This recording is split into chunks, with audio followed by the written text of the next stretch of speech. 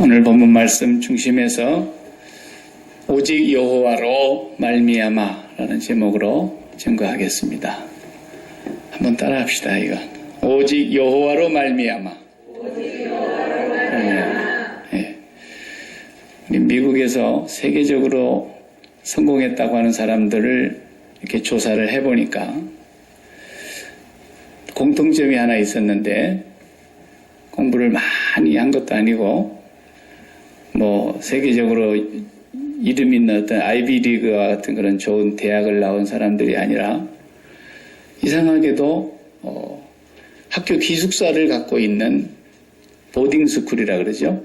고등학교 출신들이 세계적인 글로벌 리더가 되어 있다고 하는 것을 알게 된 거예요. 자, 요즘 자식 하나 낳으면 다시 한번 보내볼 텐데,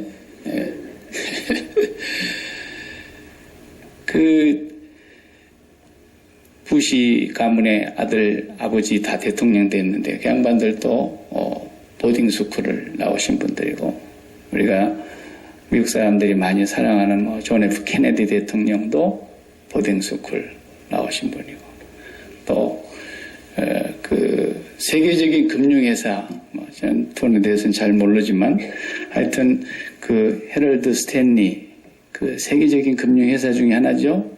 글로벌 금융 서비스라는 미국 뉴욕에 본사를 두고 있는 회사를 설립한 창업주도 보딩스쿨 출신이래요. 그래서 자식들을 잘 키워보려고 하는 마음이 있으면 보딩스쿨을 많이 보내는 것 같아요. 세계적으로 가장 이름 있는 보딩스쿨이 미국에 있는 줄 알았더니 그게 아니더라고요. 스위스에 있어요. 스위스 레장이라고 하는 도시에 레장 아메리칸 보딩스쿨, 그래서 LAS라는 그 학교가 있어서 제가 한번 쭉 찾아봐서 이렇게 광고를 봤어요.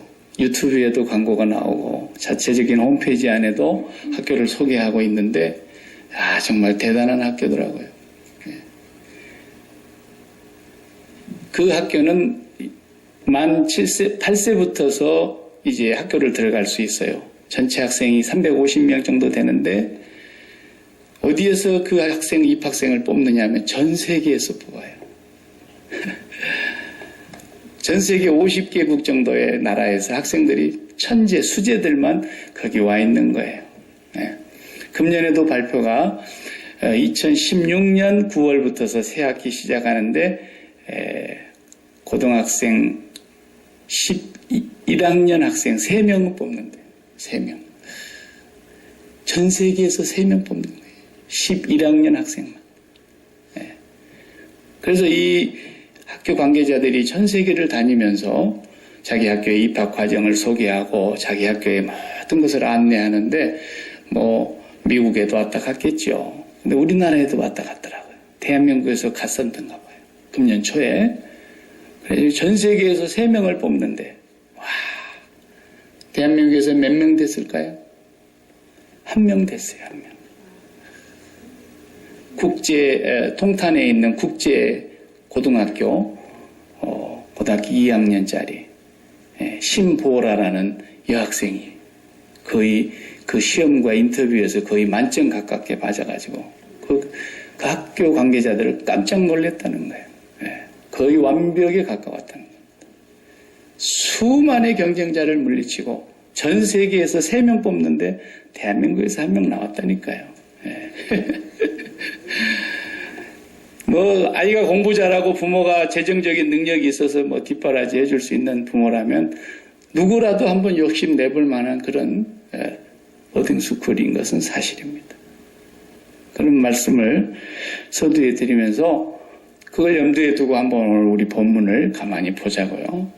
우리가 지난주에 이어서 사무엘을 낳은 어머니 한나가 3년 동안 이제 하나님 앞에 나아가지 않고 3년 동안은 어머니가 아이를 키웁니다.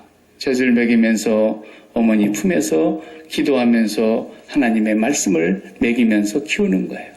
3살까지 젖을 먹었다 그랬어요. 요즘같이 이유식이 없는 때니까 젖이라도 오래 먹여야지요. 저희 때도 뭐 3살짜리 애기들 젖 먹는 거 흔했어요. 근데 3살까지 젖을 다 먹이고 나서 이제 4살 되기 전에 이 아이를 데리고 하나님의 성소로 갑니다. 중앙 성소로 갑니다. 당시에는 예루살렘이 아니고 실로라는 곳에 있었다 그랬죠. 그 중앙 성소에 나아가서 하나님 앞에 내가 기도하고 간절히 기도하고 하나님께서 약속대로 이제 주셨던 이 아들을 제가 소원한 대로 바치려고 하나님께 드리려고 여기 데리고 왔습니다. 자기 뜻대로 잘 키우려고 지금 데려온 게 아니고 아이를 이제 오늘 하나님 앞에 드리고 가려고 온 거예요. 요즘 좀 맞벌이 부부들이 애 낳으면 할머니, 할아버지가 계신 분들은 가까운 데서 키워주잖아요. 그러다가 또 주말이 되면 찾으러 와서 또 데려갔다가 이렇게 또 놔뒀다가 데려갔다. 그런 게 아니고 이제는 더 이상 내 아들이 아니에요. 하나님께 드리는 거예요. 정확한 의미는 이 아이를 죽이는 거예요.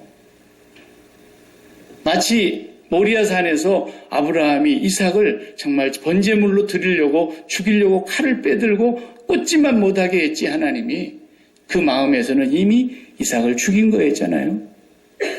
그런 것처럼 이 한나도 이제는 아이가 자기 아이가 아니에요.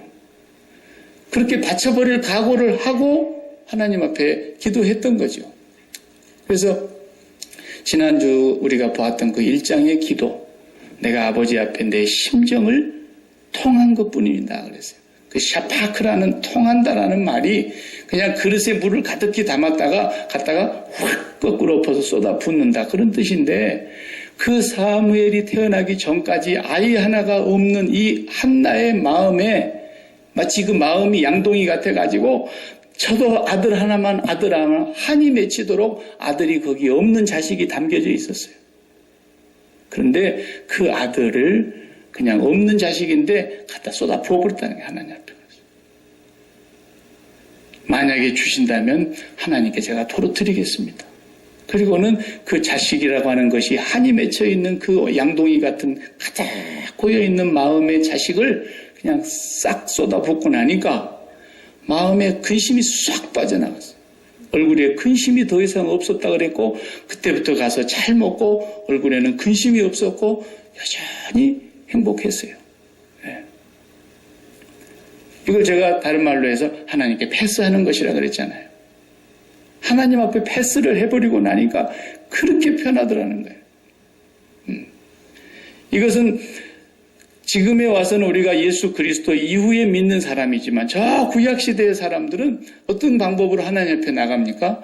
그 한나가 나간 방법을 보면 성소에 가서 그랬다 해서 성소까지 가려면 어디를 거칩니까? 번제단을 거치고 물두멍을 거치고 그 다음에 성소로 가는 거예요.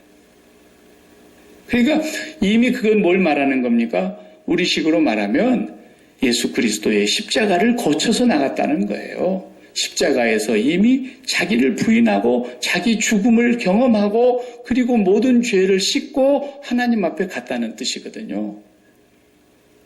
그래서 자기 소원을 가지고 막 부르짖었더니 갑자기 없던 애가 나타난 게 아니고 하나님의 계획 속에 하나님의 꼴이 있었다 그랬잖아요.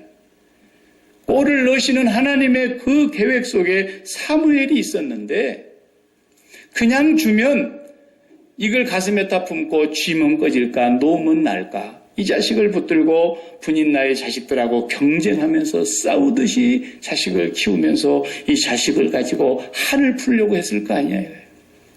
그렇게 해서는 하나님의 뜻이 하나님의 꼴이 이루어질 수가 없기 때문에 한나의 마음에 뭔가 준비가 되어 있어야 했다는 거예요. 그냥 한나가 너무 애절하게 통절하게 통곡을 하며 기도하니까 하나님의 마음이 감동이 돼갖고 없던 아들을 주신 것이 아니라니까요. 그런 우상 숭배가 아니에요. 하나님의 마음에 이미 있었던 그것을 하나님이 주셨다가는 하나님의 목적을 이루실 수 없고 한나가 그냥 꼬리를 넣어버릴 것 같으니까. 우리가 다 그렇게 산 데가 너무 많아요. 내가 꼬리를 넣어버리려고 그런다니. 내 목적대로. 그런 게 다 있기 때문에 스위스의 레장 아메리칸 보딩 스쿨 같은 것이 나오는 거예요. 그런 소원 가진 사람들을 위해서 그러나 거기서 세계가 바뀌는 게 아닙니다. 오늘 하나님께서 말씀하시려고 하는 것은 온 세계가 내게 속하였고 모든 세상 안에서 이루어지는 일들이 여호와로 말미암는다는 걸 말씀하시려고 하는 것인데 그것을 사무엘의 어머니 한나가 깨달은 거예요. 와, 이 여인이 오늘 2장에서 기도하고 노래하는 얘기를 들어보세요. 1절에서 하는 말씀이 한나가 기도하면서 뭐라 그럽니까? 내 마음이 여호와로 말미암아 즐거워하며, 아들로 즐거워하는 게 아니에요. 지금 나도 남들 못 낳는 아들 하나 낳았다 그래서 즐거워하는 게 아니라니까요. 여호와로 말미암아 즐거워하며 내 뿔들이 여호와로 말미암아 높아졌으며 내 입이 원수들을 향하여 크게 열렸으니 이는 내가 주의 구원으로 말미암아 기뻐함이니. 여호와로 말미암아 모든 것이 되는다는 것을 이분이 철저하게 깨달은 고백을 하는 거예요. 지금 예수 믿는 사람의 삶은 이런 거라는 거예요. 예수를 안 믿는 사람들은 어떻게 세상을 사는 겁니까? 모든 것이 나로 말미암아 이루어지는 거예요. 모든 것이 내 목적으로, 내 계획으로, 내 노력으로, 내 열정으로 이루어지는 거예요. 그래서 자랑하기도 하고, 그래서 뿔이 높아졌다고 오만한 말을 함부로 내뱉는 거예요. 오늘 본문에 그랬지 않습니까? 오만한 말 3절에 심히 교만한 말을 다시 하지 말 것이 오만한 말을 너희 입에서 내지 말지어다. 여호와는 지식의 하나님이시라 행동을 달아보시느니라. 그렇게 오만한 자의 용사의 활은 꺾이고 넘어진 자는 힘으로 띠를 띠도다. 강한 자는 하나님이 꺾으시고 약한 자, 넘어지는 자를 도리어 이렇게 세우신다는 거예요. 5절에 보니까 풍족하던 자들은 어느 날 양식을 위하여 품을 팔게 만드시고 줄이던 자들은 다시 줄이지 아니하게 하시며 전에 임신하지 못하게 했던 자들은 더 아들을 잘만 낳고 전에 자식을 잘 낳던 자식들은 오히려 쇠약해지더라는 것입니다. 6절을 한번 다시 보겠어요. 7절까지 여호와는 죽이기도 하시고 살리기도 하시며 수월에 내리게도 하시고 거기서 올리기도 하시는도다. 여호와는 가난하게도 하시고 부하게도 하시며 낮추기도 하시고 높이시기도 하시는도다. 하나님이 다 하신다는 고백을 지금 하는 거예요. 네. 스위스의 내장의 아메리칸 보딩스쿨에다가 그렇게 많은 돈을 들여서 자식들을 보내고 뒷바라지하며 거기다 갖다 드리는 것보다 여호와 하나님께 자식을 드리는 것이 가장 귀한 일이라는 거예요. 여기는 자식 하나만 지금 예를 들었지만 자식뿐이겠습니까? 자식이 제일 기업 중에서 소중한 기업이라고 한다면 자식 다음으로 사업도 있을 것이고 내 인생에 속한 모든 것들을 다 포함해서 여호와께 드리는 것이 가장 귀한 거라는 거예요. 근데 못 드린다니까요. 못 드려요. 왜 못 드리느냐? 내가 꼴을 갖고 있기 때문에 그래요. 자기가 꼴을 넣겠다는 거예요. 절대로 여호와께 패스하지 않습니다. 내 계획이 있고 내 목적이 있고 내 뜻이 있고 내 소망이 있는 그것을 반드시 꼴인을 하겠다는 거예요. 내가. 그래서 놔봐라. 이게 오만이라는 거예요. 하나님이 이걸 꺾으시겠다는 것입니다. 반드시 하나님의 진노의 잔이 임한다는 것입니다.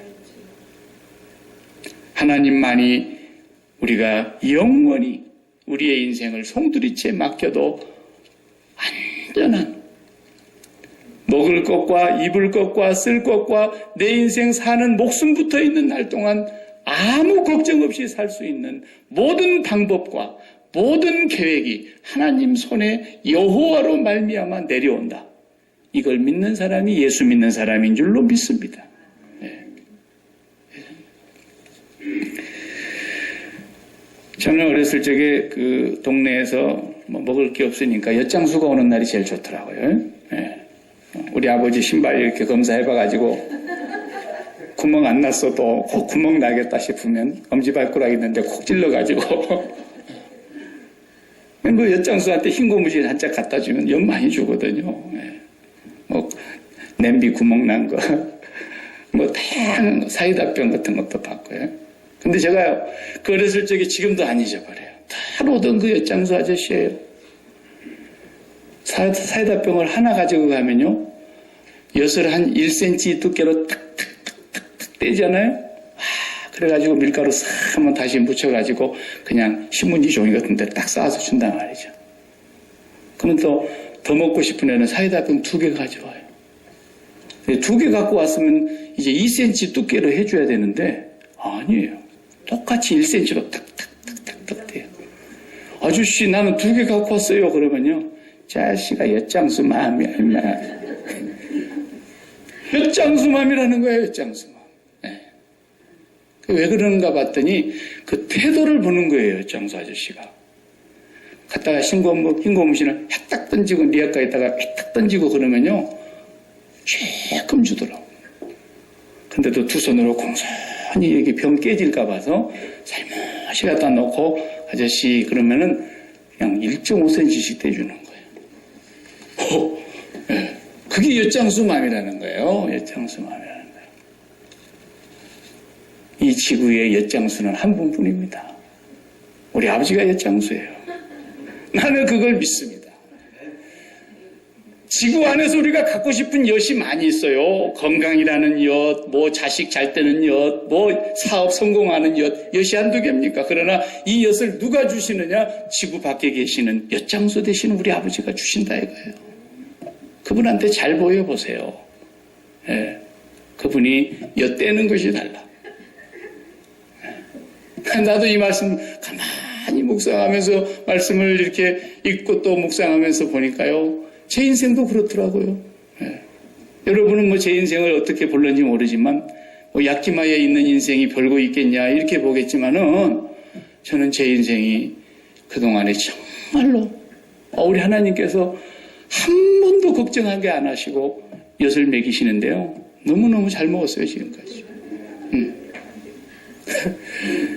믿거나 말거나 뭐 내가 엿 잘 먹었다는데 배 아픕니까? 네.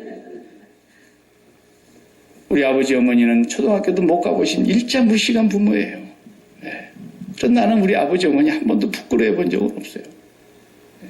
제가 옆에서 편지 다 써드리고 대독해드리고 그랬어요. 어렸을 적에 초등학교 다니면서. 그래도 하나님께서 농군의 자식이라도 평생에 걱정하지 않게 여지껏 저는 공짜로 살았습니다. 은혜로 살았습니다. 한 번도 내가 하고 싶다고 하는 내 목적과 내 계획과 내 소원으로 내가 달려가질 않았습니다. 여러분은 그래서 저렇게 사는가 보다 그런 생각이 들지 몰라도 저는 한 번도 지금까지 교회에도 누구하고 이렇게 이력서 내가지고 막 쫓아다니면서 누구한테 밥 사가지고 나 이 교회 좀 가게 해달라고. 전도사 때부터 지금까지 한 번도 그래 본 적이 없어요. 그래도 한 번도 또 놀아본 적도 없어요. 여지까지 일을 시키니까. 저보다 행복한 사람이 있으면 난 나오거라 부르고 싶어요. 목사 중에서. 감히 나는 말씀드릴 수 있어요. 가면 갈수록 더 행복한 거예요. 왜 그럴까요? 십자가의 능력이 그렇게 크더라고요. 날마다 주님의 죽음을 먹는 거예요. 날마다 이 세상에 대해서 죽어버리는 거예요. 제일 편한 사람이 어떤 사람이겠어요? 우리는 인생살이가요, 중력과 싸우는 겁니다, 여러분. 중력 아시잖아요. 이렇게 물건을 위로 얹은 툭 밑으로 떨어지는 중력. 만류 인력의 법칙에 의해서 밑에서 끌어당기는 이 인력 때문에. 그래서 하루 종일 서서 일하는 직업은 얼마나 힘든지 몰라요. 중력이 밑으로 잡아당기니까. 그래서 잡아당기는 힘을 좀 적게 하기 위해서 의자를 놓고 앉아있으면 좀 더 편하잖아요. 의자가 중력을 이기니까. 그래서 또 오래 의자에 앉아있으면 또 허리가 아프고, 그래서 또 중력이 가장 약한 곳으로 땅바닥에 떡 들어 누우면 제일 편한 거예요. 제일 편한 사람이 누구예요? 그 땅 밑으로 들어가서 누운 사람이에요. 그게 성경이 말하고 있는 거예요. 네가 예수를 믿느냐? 예수 그리스도와 함께 십자가에서 같이 죽어봐라.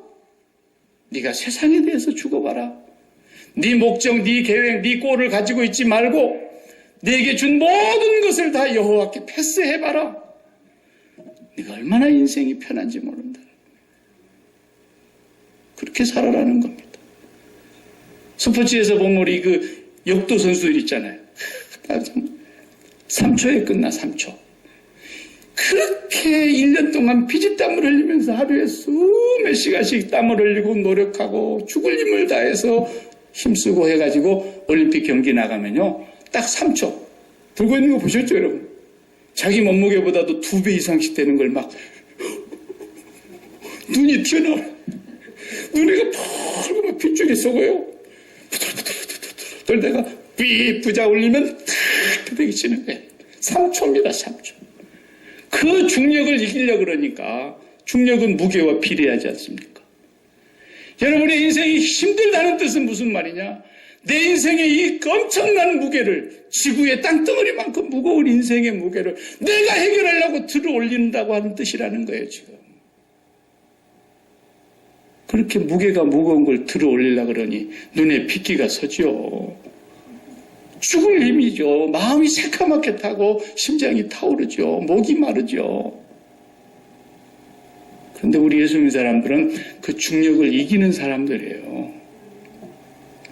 아무리 중력의 힘이 세도 여러분 헬륨가스 풍선 보셨잖아요. 애들 손에 들고 있다 놓치면 올라가 버리는 거예요. 네. 중력을 이깁니다. 이 땅의 중력을 이기신 분은 딱 한 분이세요.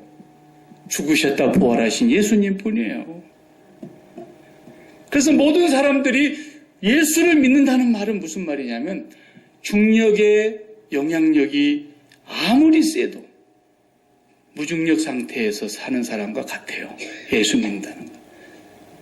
다큐멘터리 같은 데 보면요. 나사에서 우주선 타고 다니는 우주인들의 그 생활상을 보여주고요. 우주선 타기 전에 무중력 상태를 땅에다 만들어 놓고 우주 공간과 똑같은 환경을 만들어 놓고 몸이 붕붕붕붕 떠다니는 그 훈련해요. 공중에서 유영하는 것을. 그러니까 물을 탁 부으면 물이 전부 다 아래로 쏟아져야 되는데 동글동글한 공기방울들이 공중에 막 떠다니지 않습니까? 그러면 자기도 떠다니면서 입만 떡떡 벌리면 물방울이 입으로 쏙쏙 들어갑니다. 무중력 상태예요. 중력의 영향을 전혀 받지 않는 거예요. 그러니까 예수 믿는 사람들은 이 세상에 살고 있지만 지구에 속한 사람이 아니라 천국에 속한 우주인이라니까요. 예수님과 같이 십자가에서 죽으면요. 우리의 몸과 몸이, 우리의 마음이 하나님께로 떠요. 그래서 하나님으로 이렇게 숨을 쉬는 것을 배우게 되면은 그게 뭐냐면 기도하는 거거든요. 죽으라고 얘기해도 기도 안 하면 저게 무슨 소린가 그거밖에 모르는 거예요. 기도해야 그 맛을 아는 거예요. 주님 앞에 나가서 날마다 이 세상의 문제, 이 중력에 시달리는 이 문제를 십자가 앞에서 다 못 박아버리고 한나가 그 번제단을 지나서 물두멍을 지나서 자기 마음속에 있는 모든 것을 다 쏟아내버린 것처럼 우리 마음에 그리스도와 함께 십자가에다가 다 못 박아버리고 하나님을 숨을 계속 쉬는 거예요. 들숨과 날숨, 들숨과 날숨 그러죠? 계속 하나님과 숨을 쉬는 가운데서 우리의 마음이 하나님께로 올라가게 돼 있어요. 그러고 나면은 우리 마음이 이제는 무중력 상태와 같은 곳으로 가서요. 그렇게 천근만근 나를 짓누르고 눌렀던 그 문제가 싹 떠나가는 거예요. 네. 여러분 문제가 뭡니까? 죽을까 하는 문제입니까? 미리 죽으세요. 미리 앞당겨 죽은 것이 예수 믿는 거예요. 2000년 전에 그 죽음이 내 죽음이었음을 믿고 그리스도와 함께 이 세상을 끝낸 사람들이 세상에 속하지 않은 사람들이고 이 세상에서 불러냄을 받은 에클레시아, 교회란 말이에요. 교회. 매일 죽음을 먹으면서 죽음에서 떠나는 거예요.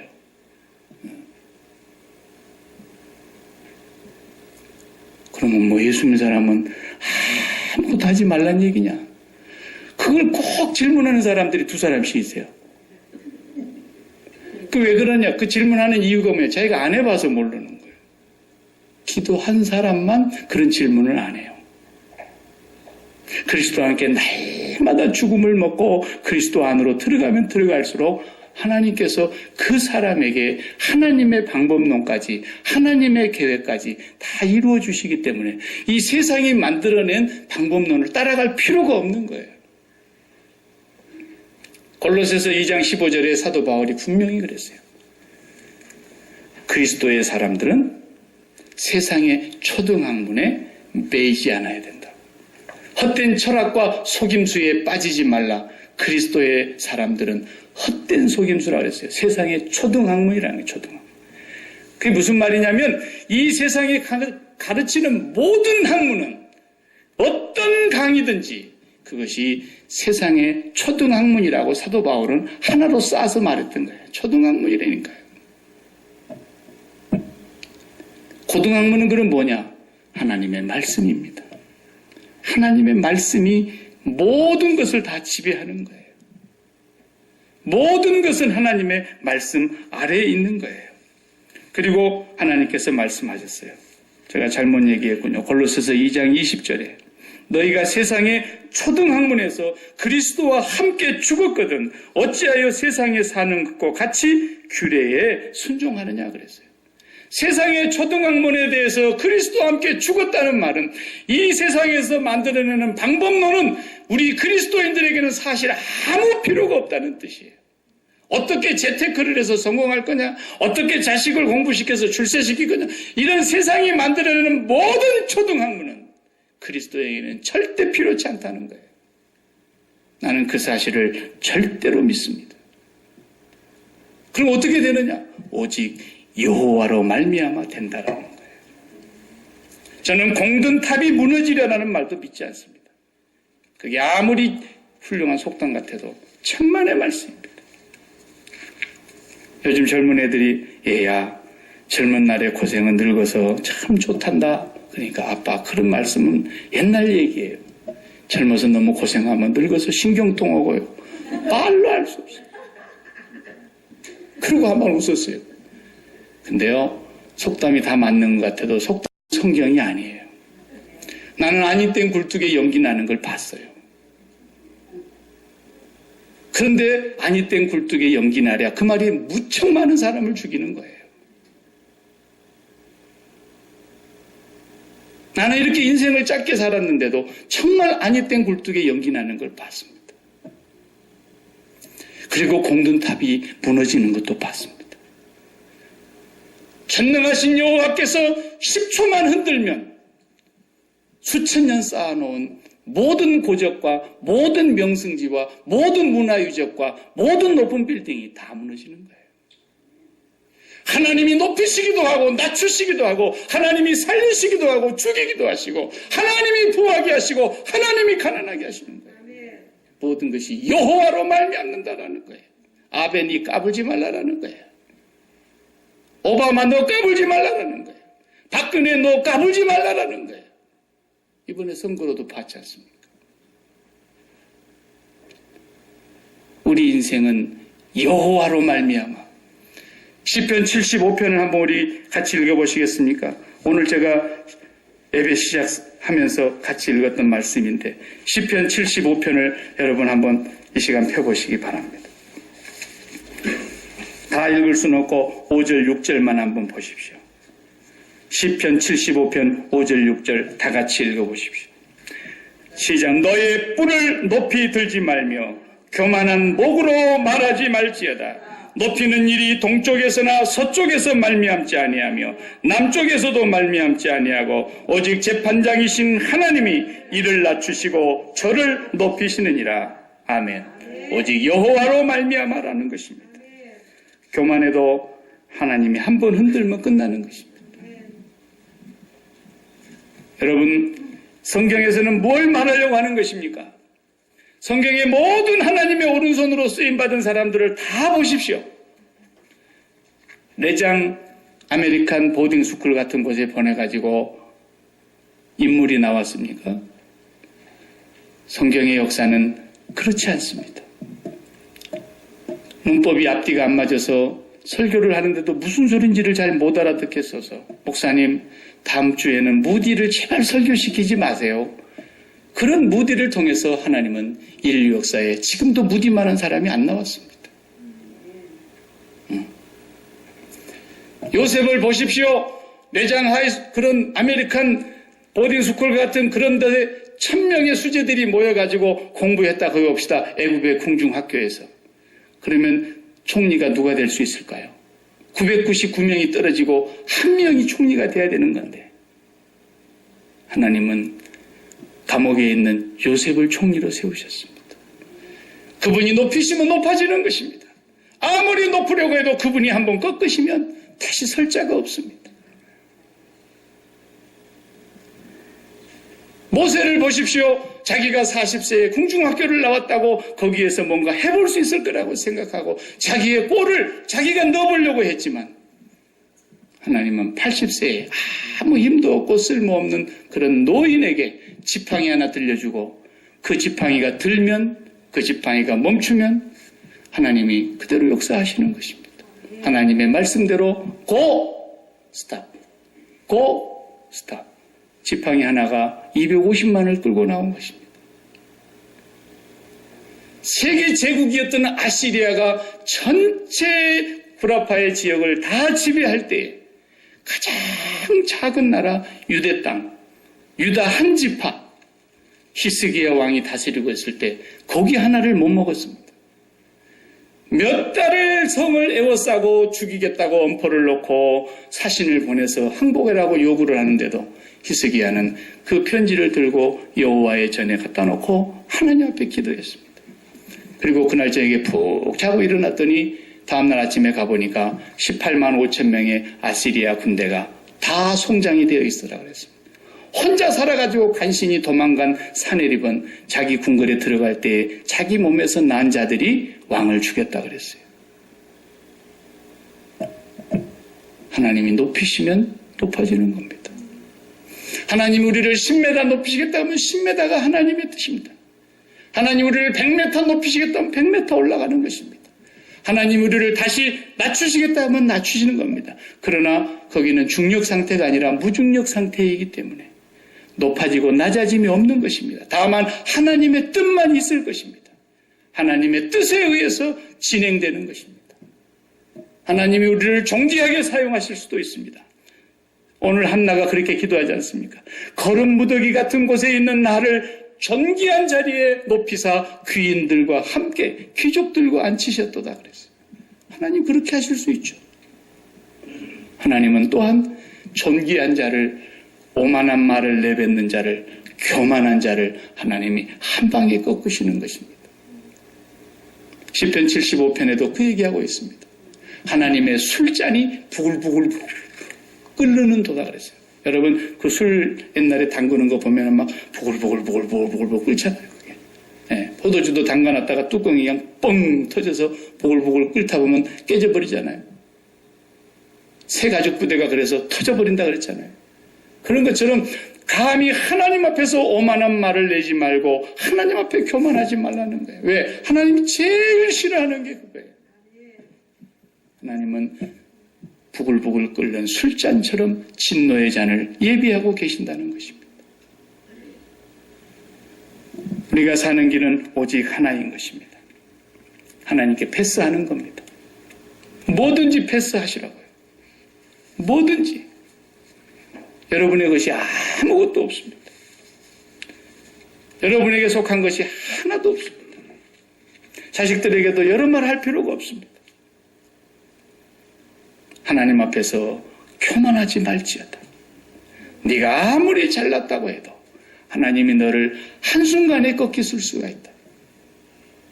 하나님 그분만이 영원히 홀로 높으시며 영원히 존귀와 영광을 받으시기에 합당하며 하나님의 손에서 온 세계가 지음을 받았고 모든 만상이 그 뜻대로 지음을 받았고 모든 것이 다 그 뜻대로 이루어진다는 걸 아이들에게 말해야 됩니다.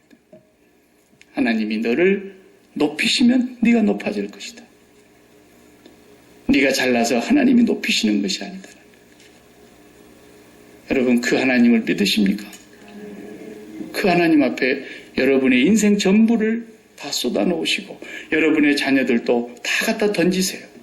하나님께 맡기세요. 내 목적과 내 생각이 있어가지고 그래도 이 정도는 돼야 내 자식이지, 이 정도는 돼야 내 남편이지, 이 정도는 돼야 내 아내지. 그러니까 날마다 얼굴에 핏대를 세우고 눈이 뻘겋게 되는 거예요. 왜? 내 혼자 그 욕기를 들어야 되니까. 우리 인생은 하나님의 손에 달려있다는 걸 철저히 믿으시고 그분 앞에 나가서 한나처럼 이제는 마음에 모든 담았던 여러분의 마음의 양동이에 가득 그동안에 쌓아두었던 이 세상의 것들을 다 쏟아내버리시고 십자가에서 그리스도와 함께 죽었음을 선언하시고 그리스도의 죽음을 날마다 이 생명의 양식으로 먹고 마시면서 그리고 하나님을 만나시면 그분 안에 방법론이 있습니다. 방법이 틀렸다는 얘기가 아닙니다. 방법을 갖지 말라는 얘기가 아닙니다. 그분 안에 그분만이 우리에게 알려주시는 그분의 생각이 있습니다. 그것을 우리가 따르면 되는 것입니다. 내가 그걸 발견하지 못해도 하나님이 알려주실 것입니다. 내가 미련해서 그걸 찾지 못해도 하나님이 이끌어 주실 것입니다. 하나님께서 만나게 하실 것입니다. 중요한 것은 여러분의 마음에 여호와로 말미암아 내 인생이 살기도 하고 죽기도 하며 여호와로 말미암아 흥망성쇠가 주어진다고 하는 사실을 절대로 망각해서는 안 됩니다. 오직 여호와로 말미암아 기도하시겠습니다.